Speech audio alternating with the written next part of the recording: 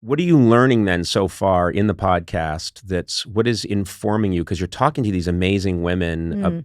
What are they teaching you stuff that's inspiring you? Are they telling you stuff that's making you think, okay, first of all, I think it would be great when you talk to a Jane Fonda and she's 85 or a Cal Burnett and she's 90, the fact that they're still here and still interested, and that's inspiring in and of itself. Yeah. Well, Jane Fonda particularly, she talks about the different acts of life, the first, the second, and the third act. She's in her own mind, she's sort of broken down the aging process into 3 acts, and so now she's in her third act, and she's done what she calls a life review, and in which she really went back over her life and tried to understand where it is she has been. Right. Which is an interesting thing to consider personally, And I'm in my third act, right? Mm-hmm. And I'm starting to think about, wow, it was mind expanding to me talking to her and so many other people. Ruth Reichel, for example, the former editor of Gourmet magazine and the New York Times food critic, and she's like 75, I think, and she was talking about how important it is to keep doing things that frighten you, and which is an interesting thing to consider. And basic things like really honestly staying physically fit, because it will inform this.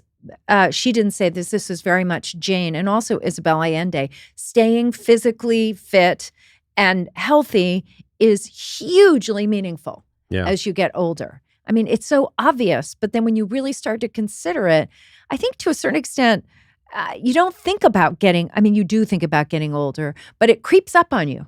I mean, how old are you? Do you mind my asking? Not at all. And this is a frequent topic of discussion, much to the delight of my compatriots here. Yes. This drops When is your on birthday? April 17th. On April 18th, I turned 60. And so everything you're talking about is stuff I've been thinking about, because there was so much in my career where I was the youngest guy in the room. Tell me about it. And people would say I was in college, like the young guy that ran the magazine, the comedy magazine. Then, when I got a late night show, I had just turned 30, and so you're this young whippersnapper, like way too young. People were like, and green. And then there was just years and years and years where, there's the hosts at 11:30, and then there's that kooky rooster guy over there in late night. And then what happens is suddenly it felt to me like it suddenly flipped to, give us your wisdom, old man. I'm like, what are you talking about? But it happens. It does happen. And now I interview a lot of younger people in comedy, and they're like, well, I grew up watching you. I was in diapers as you were hitting 50, and I'm like, Jesus Christ, what happened? But I keep coming back to the same general feeling of gratitude and just happy to be here. But I will tell you, I've been doing a lot of inventorying. I've been thinking of it in 20-year cycles. Like, okay, 1 to 20, age 1 to 20 got me to this point in my life. Yeah. Age 20 to 40 got me to this other part, and then 40 to 60 got me here. And so that's how I'm come to thinking about it. It's got me keeping score, adding it up, and for the most part, feeling content about. Which is fantastic, because what else is the point? And right. And are you pivoting in any way, like as you move into this next sort of, what do you want to call it? Your next 20-year section? I call it my dotage. Into your dotage? No, but for real, like, are you making adjustments? Are you thinking about it like that in any way? Yeah, no. To be, there's all these jokes that come to mind, and I think, no, just tell. Just tell. But first, the jokes. I'm getting a lot of work done, Shane. Yeah, I'm getting an eye job, Shane. No, the reality of it is, we started talking about this, and we addressed it already, but how this technology has changed, and there's a way now that I can be practice my craft, whatever you want to call it, without being highfalutin, try and get my personality across, which is in essence all I've been trying to do since I was a kid. And then when I got into broadcasting, it's just trying to do that on a bigger scale. But this podcast has been a real revelation to me that I can, you came on the late night show several times and we had some really great moments, and you did some great stuff. One of my favorites is when Tina Fey came on. Oh, that was fun. You wanted to steal Tina's Emmy, and you knew Tina was upstairs at Saturday Night Live, and in the building. That's right. And I enjoined you to come with me, and we were going to go steal it. We ran up a stairwell. We went up a stairwell. It was so much fun. That bit came out well. Yes. And we did it live.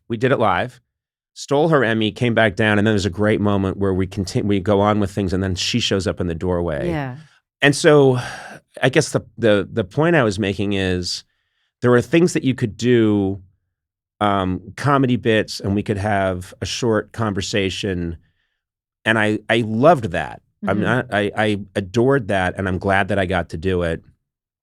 But now the fact that there's a way that I can talk to you in this way, in this manner. In a more sort of genuine. Yeah, genuine, and it feels different to me. And to me, the whole key is just keep trying new things. And that's the thing. Keep trying new things. Don't just keep, as much as there are people that would say, oh my God, I just wish Seinfeld had kept going. No, Seinfeld needed to stop, Right.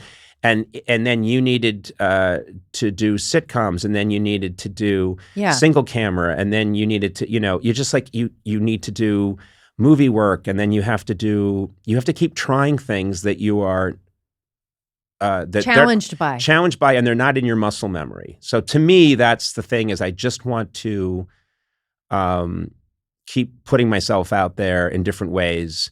And then be honest about it. If something doesn't work, it didn't work. Yeah, well, I mean, something will eventually not work, but that's okay. Well, not for me. I'm just no. Everything you do is perfect. Well, that's the subtext of the whole interview. Yes. Pardon me. Yes, of course. I'm stating the obvious. But never a stumble. The Conan O'Brien story. But that is actually never a stumble. That's my bio title that I'm going with. Never a stumble, the Conan O'Brien story. I think that trying new things, keeping it sort of fresh that way is I think first of all, it's a great way to live life, and also I think it's a great way to have longevity.